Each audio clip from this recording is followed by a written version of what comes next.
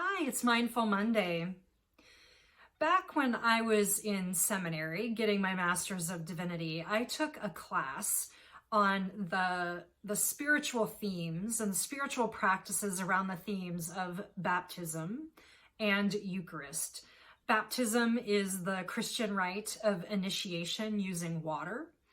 The Eucharist is the sacred meal that Christians celebrate most often using some kind of bread and wine or juice.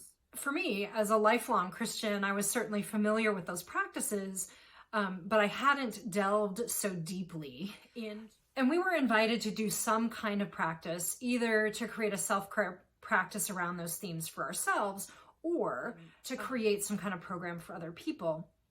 And I chose to do one that was a personal practice. So at the time, I was doing an internship with an organization that served the homeless on the Chicago streets.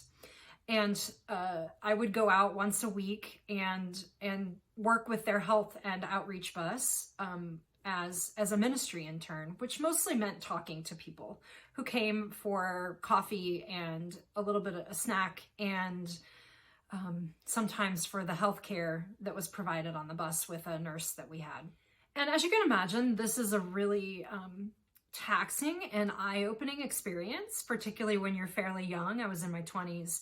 I wasn't terribly well-versed in the world of homelessness and the marginally housed and poverty in quite the way I was getting in Chicago.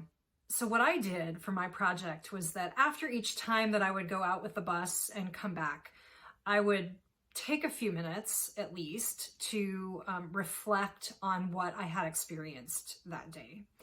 And the way I chose to do that was that I would write and I would draw about the experience. For me, writing was the more natural form of reflection. I've been a writer most of my life. My parents used to say that I was always writing when I was a kid. I do remember trying to involve some of my brother and a cousin of mine in making a newspaper that reported about our happenings during a family vacation once. So during this project in seminary, I did the writing, which was natural. And I also did drawing, which is not natural to me. I've always enjoyed it. I've always been someone who likes visual art and doing that sort of thing, but I'm not terribly good at it. What was really interesting about the process was that the writing, of course, came easy. It wasn't nearly as challenging as the drawing. The drawing, to capture what I wanted to capture or reflect on, was difficult. Luckily, I had an artist for a roommate in seminary, and she helped me a little with some of the technical stuff that I wanted to do. But I also realized something really important through that practice. I realized that the end product didn't actually matter all that much, either the writing or the drawing, how pretty it was. What was more important was the process. What was more important was that even though the drawing part was harder and it didn't look very good, it was often a richer experience for me because I was kind of going against my grain. It was inviting my brain and my body to engage what I had just experienced in a different way.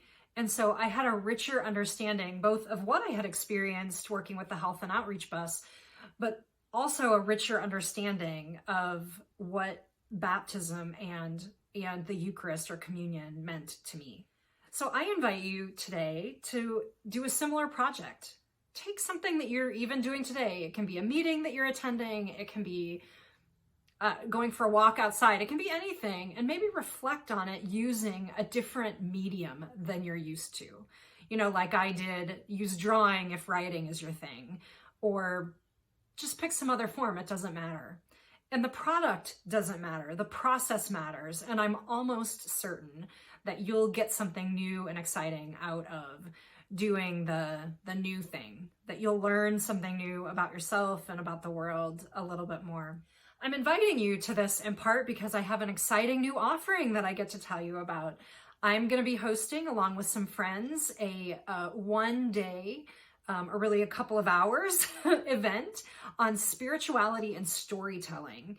And it's going to bring together religious leaders and artists together to have a conversation about the spirituality and storytelling within their art form or within whatever their spiritual practices are. I'm super excited about this.